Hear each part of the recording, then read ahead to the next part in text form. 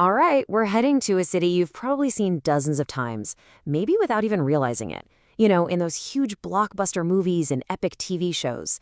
But trust me, its real story, a wild mix of ancient history and cutting-edge future, is way more interesting than anything Hollywood could ever dream up. So let's dive in. So, what in the world connects ancient Rome, Hollywood blockbusters, and the future of green energy? I mean, it sounds like a riddle, right? You've got gladiators, epic desert adventures, and super advanced tech. Well, the answer isn't a person or some abstract idea. It's a single, incredible place that somehow manages to hold all of these wild contrasts within its borders. And here it is, Ouarzazate, Morocco. It's often called the gateway to the desert, and for good reason. I mean, this is a city that's literally at the crossroads of history, fantasy, and the future. So let's start peeling back the layers, shall we?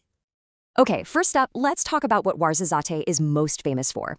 It's earned itself a really cool nickname, and when you see it, you'll get why.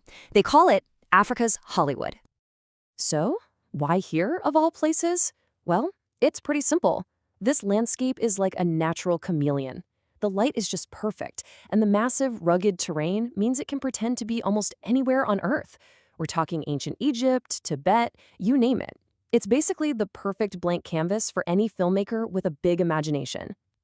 And, this isn't some new thing. The city's relationship with the movies goes way, way back. The first shoot was actually back in 1931.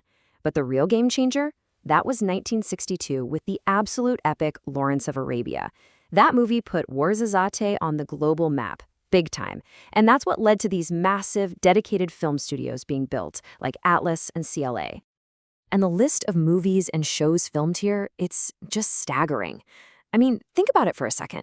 The ancient Rome you saw in Gladiator, filmed here. The massive crusades in Kingdom of Heaven? Yep, here too.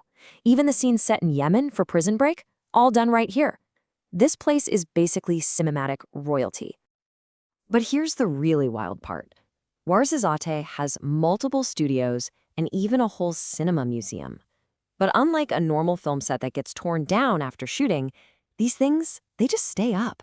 They stand there, like these permanent monuments to fantasy, right in the middle of the desert, just waiting for the next crew to show up.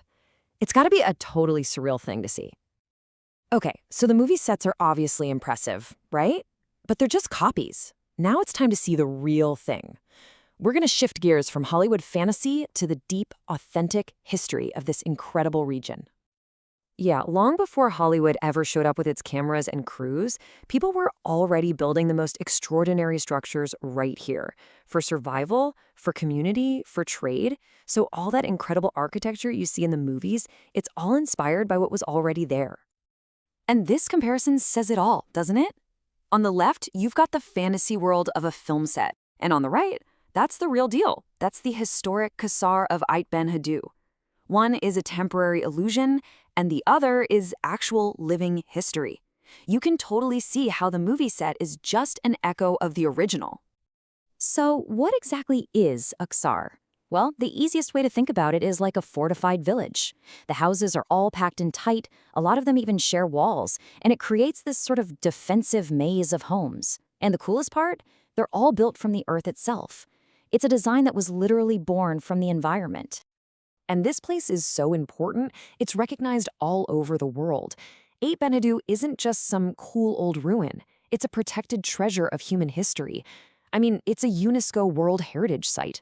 That status basically guarantees that while the movie sets might crumble, this piece of authentic culture is going to be preserved for generations to come. Okay, so we've seen the movie fantasy, and we've seen the ancient history. Now, get ready for a pretty dramatic shift. We're about to jump from the earthen walls of the past straight into the gleaming technology of tomorrow.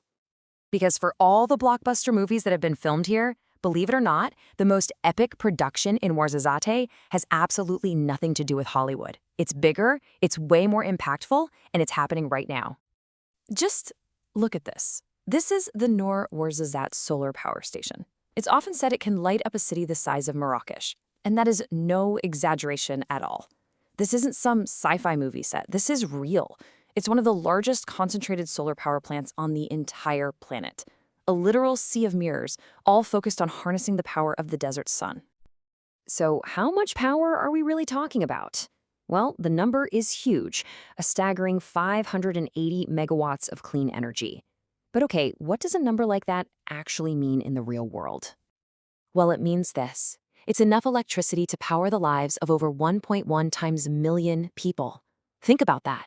That's enough to light up an entire city, like Marrakesh. This isn't just some cool piece of engineering. It's literally life-changing. But a city isn't just about giant structures, right? Beyond the movie sets and the massive solar fields, Ouarzazate is a living, breathing city.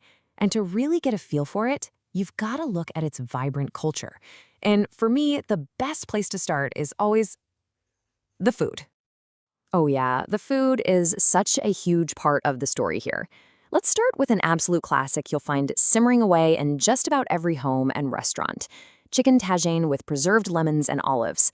It's cooked slowly in this special earthenware pot, and it's just the perfect example of how simple, everyday ingredients can be turned into something just absolutely delicious.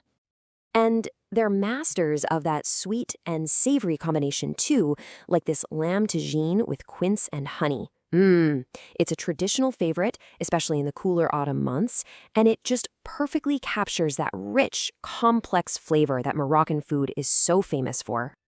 Of course, the culture goes way beyond food.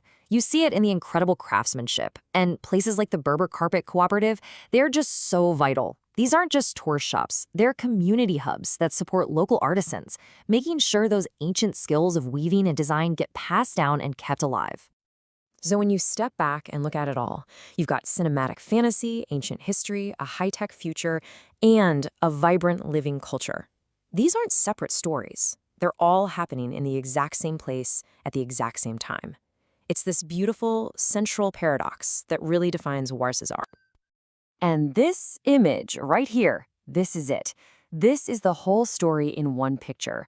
On one side, you have the timeless organic architecture of the Qasar, built by hand from the earth. And on the other, the futuristic, gleaming precision of the solar plant, built to harness the power of the sky. It's the past and the future, not fighting each other, but just existing side by side. So in the end, you have this city of incredible layers, a place of history, fantasy, and the future. So what can we learn from a place like this? A place that just refuses to be put in a single box. I think it shows us that you don't have to choose between your past and your future. You can embrace both, and in doing so, create something completely and beautifully unique.